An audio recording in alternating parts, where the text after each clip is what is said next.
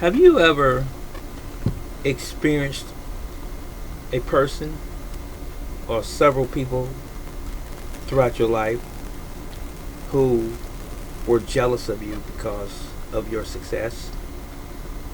However, to what degree that success may have been or is. If it's exponential, it's great uh, success, if it's mediocre, even if it's just modestly low, but success nonetheless. But you've encountered people who were envious of your success.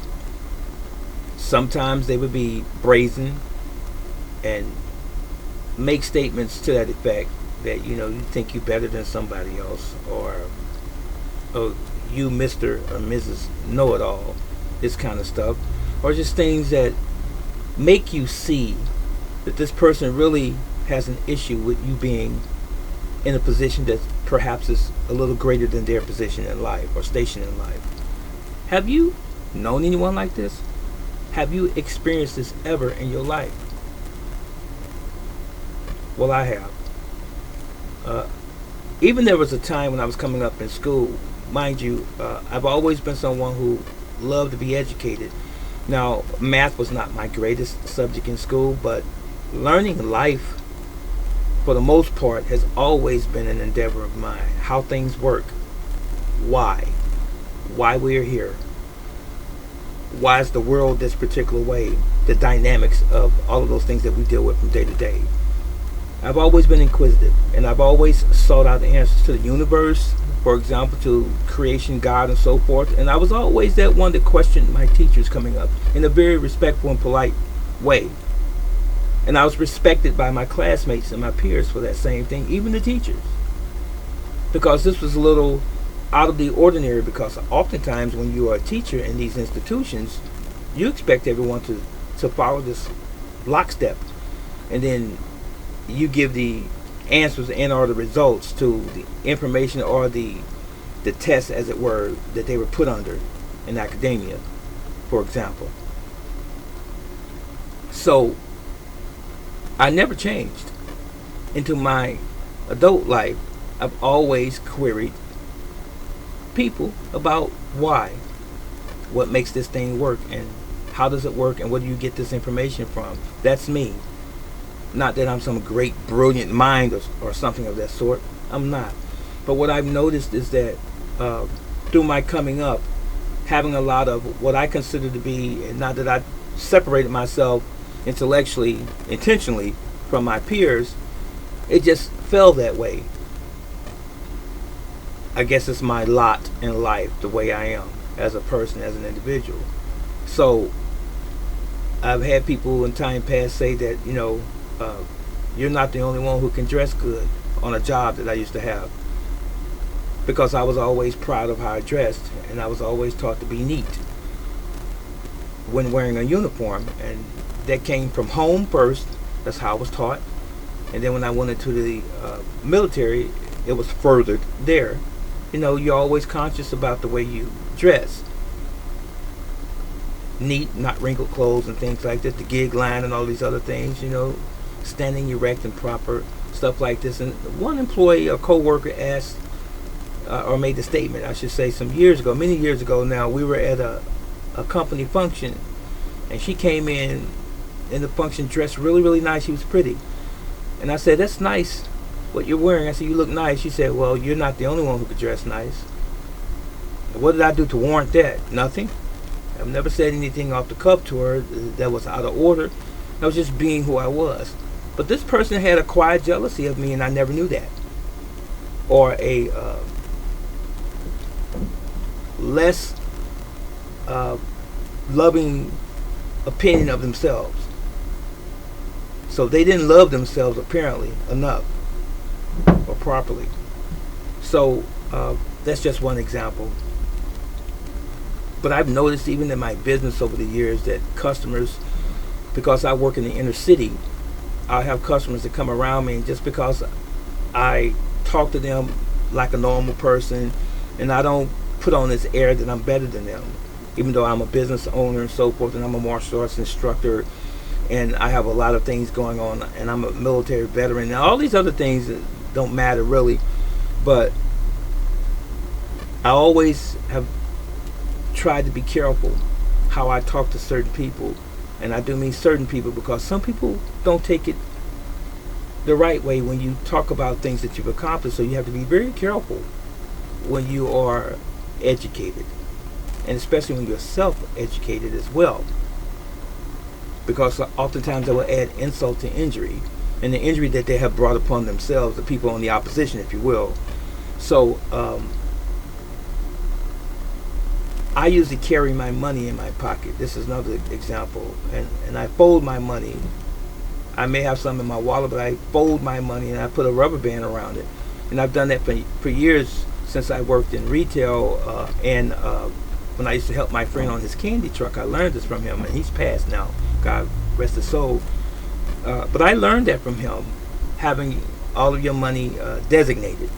So I might have two bands of money, one for bills and one for spending or what have you, and this kind of thing.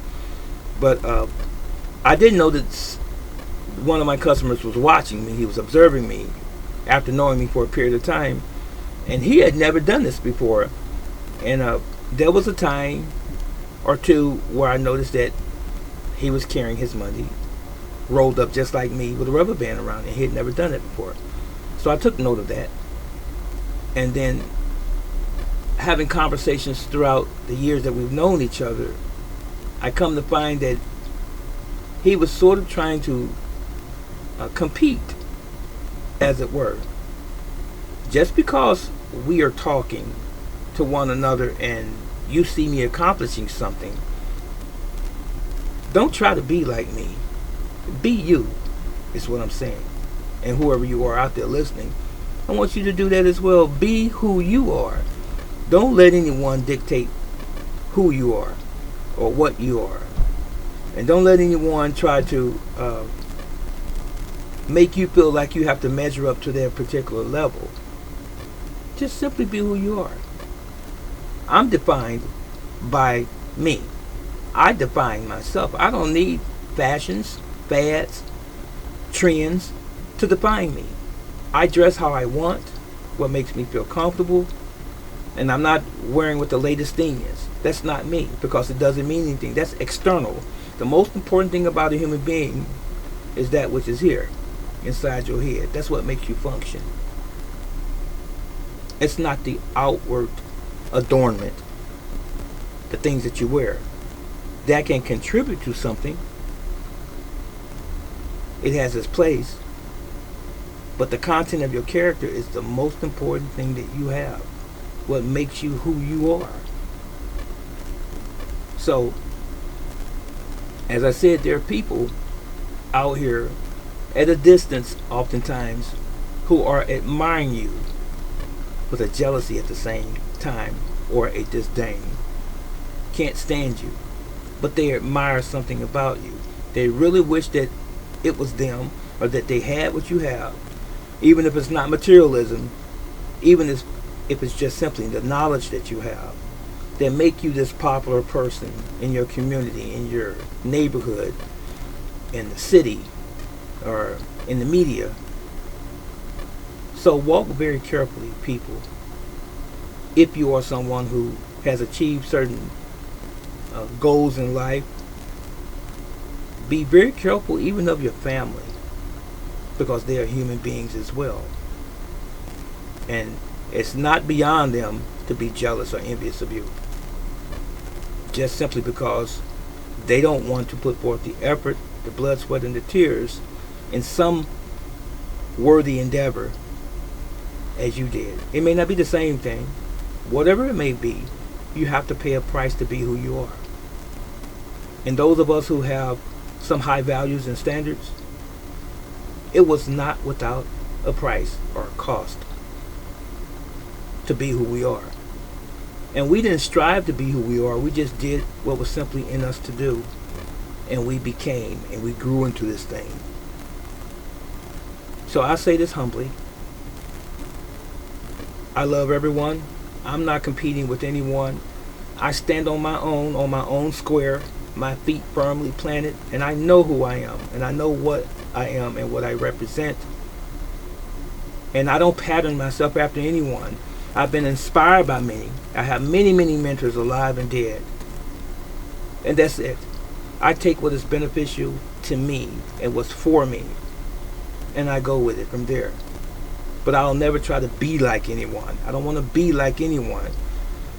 Instead, I want to be inspired by people and their successes and how they got there.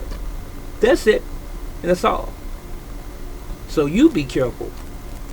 You future entrepreneurs, you future fathers and mothers and achievers and goal setters, you be careful of who you align yourself with, who you allow yourself to be around in your circle, your inner circle, because these people can be treacherous. And these treacherous individuals can also come from within, and that is your family. So, I say this, if you're not on my level, or you are not on my level, I should say, and stop trying to be like me, but be the best you that you could possibly be. Be the best version of you that you can possibly be. And also, my friends, I want to share this with you before I close. I want to say this.